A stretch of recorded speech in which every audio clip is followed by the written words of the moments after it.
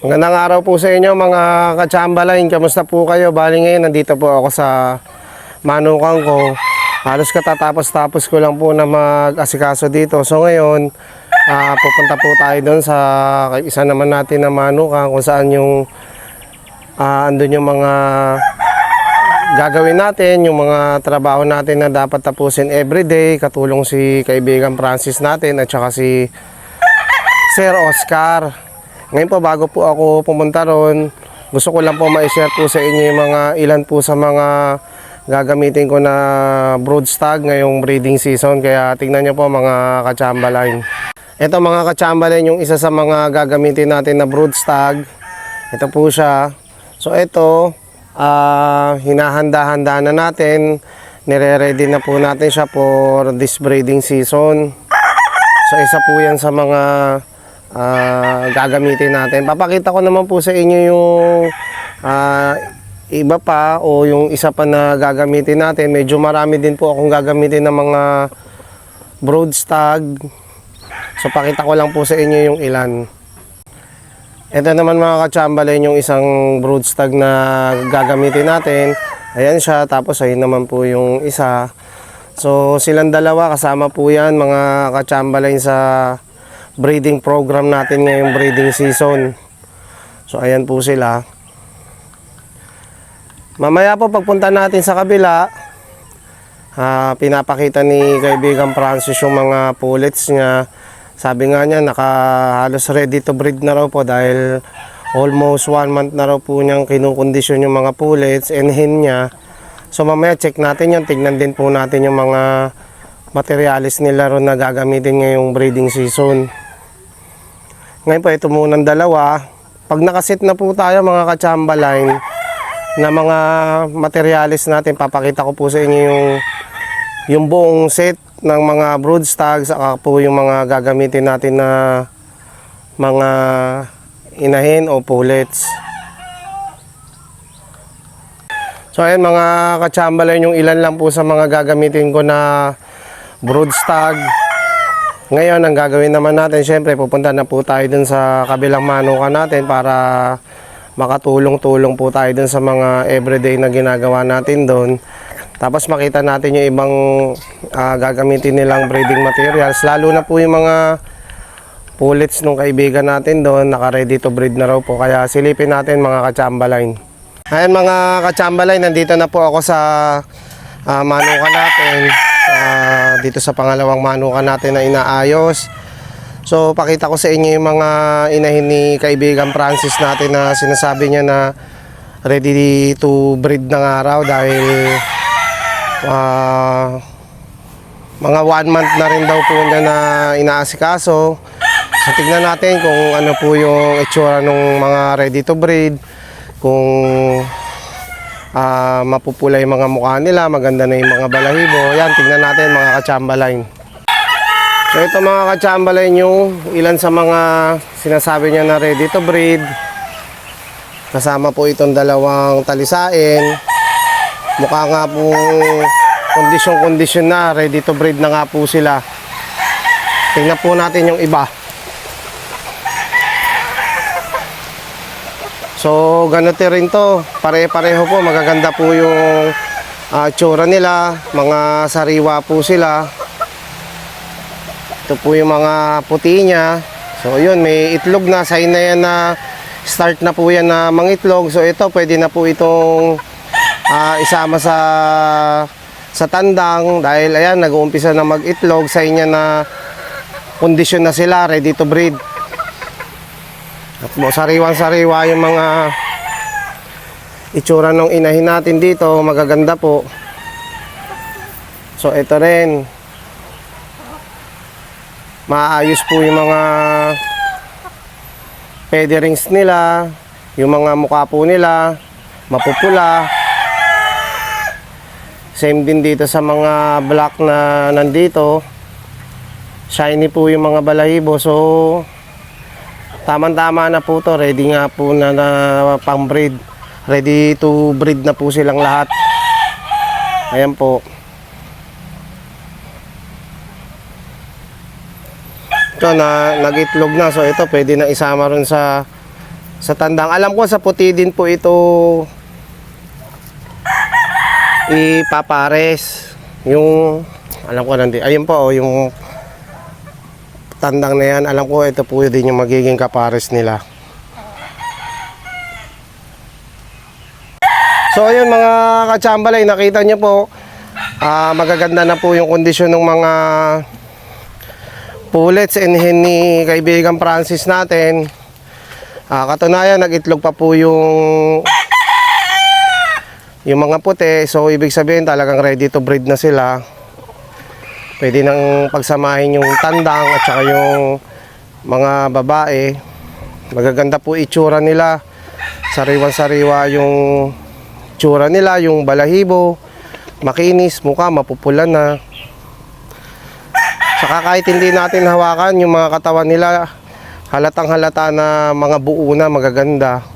So yun talagang pwede nang i-breed. Ito naman yung last na na-feature natin. Itong newly acquired natin na pang-breeding materials na puti. Ayan po siya.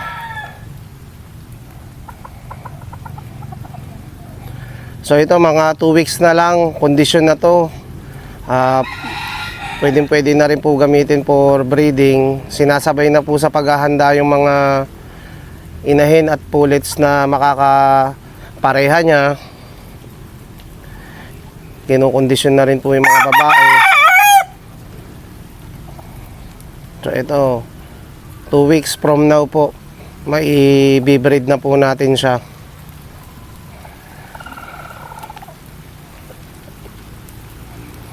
Makinis, puting-puti. So ayan mga katsambalay, napakita ko din po sa inyo yung gagamitin din natin na broodstag, yung puti. Na-i-share ko po yan sa inyo nung last vlog po natin about dun sa bagong acquire po natin na breeding material. So siya po yun, nahanda-handa na rin po namin. Siguro tulad po nung nabanggit ko, 2 linggo po mula ngayon, pwede na po yan na gamitin for breeding. So dito muna tayo sa pinakasilungan natin dito sa Manukan. Gawa po nung pumwesto muna po ako dito kasi umuulan po. Bigla pong umulan, so hindi ako nakaikot dun sa kabila. Pero papakita ko po sa inyo mga katsambalay yung ginawa namin na battery cages, yung para sa mga pullets, sa mga hens. Kasi last time bumibili nga po kami niyan, out of stock po dito. So dahil sa marami naman po kaming kawayan, may mga kahoy naman po kaming magagamit, yun po muna yung ginawa namin. Yan po ipapakita namin sa inyo yung mga battery cages na ginawa po namin dito gamit yung kawayan at saka yung mga naitabi namin na mga kahoy. Ayan mga katsambalay, puntahan lang natin yung ginawa namin na mga battery cages. Nung last vlog natin dito sa YouTube, nakita nyo po na bumibili nga po kami nung mga battery cages sa ilang mga poultry supply, pero hindi po kami nakabili. So nag-decide po kami na gumawa na lang po muna at kailangan na rin po kasi rin namin dito. Nakikita nyo rin po, di ba po, yung mga kawayan ko dun sa bahay na marami, isang tumpok kung napapansin po ninyo. Yun po yung mga ginamit namin at saka yung mga naka-stock din po dito mga kahoy. So pinagsama-sama namin yun.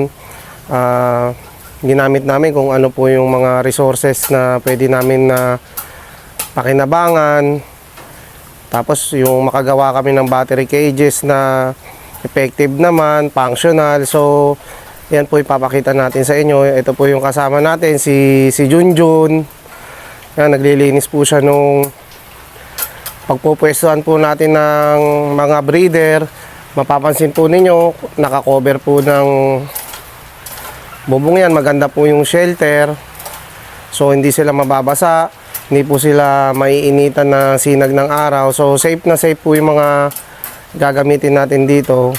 Yan, pakita ko po muna sa inyo yung mga battery cages na ginawa po namin. So ayan, malinis na yung part na to. Nililinis pa ni Kuya Jun yung ibang parte. Pagkatapos po na malinis yan, syempre i-disinfect po natin yan para po matanggal po yung mga bacteria po na nandyan sa pwesto na yan. So same din po yan, buong pwesto po dito lilinisin po. So ito mga katsambalay yung ginawa namin na battery cages. Ayan po, mapapansin po ninyo, ito 4 ang butas, 1, 2, 3, 4. Ayan po, medyo malakas ang ulan. Mabuti mayroon tayong shelter dito, so safe na safe. Hindi rin po mababasa itong ginawa natin na mga battery cage o kulungan ng mga inahin o pullets. So ayan, nandyan na sila sa loob, komportable na po sila. Nagamit po natin yung kawayan at saka yung mga ibang kahoy natin. Bali gumawa pa rin po kami ng isa pa, 4 naman po yung o 5. Yung butas naman po 1, 2, 3, 4, 5. So ito, pipinish pa po natin mabuti, hindi pa po ito talagang tapos. Ayusin pa po mabuti. Bali, ang lapad po niya 15 inches. Tapos 15 inches din po yung haba, yung lapad, pati po yung taas. Yan, 15 inches po yan. Ito po yung pinto. So maluwag. Ayan po, maluwag po siya.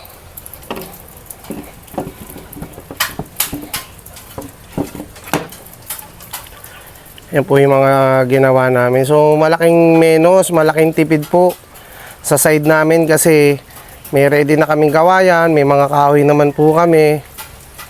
So effort na lang kung dito sa paggawa nito.